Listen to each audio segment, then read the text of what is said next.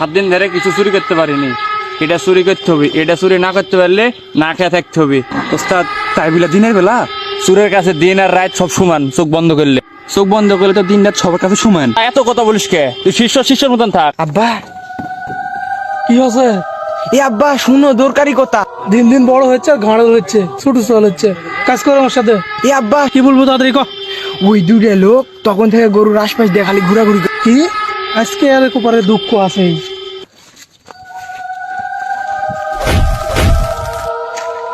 আব্বা আমাকে নিয়ে যাও।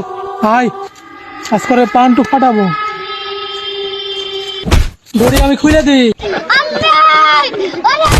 বেটা আদি গায়ে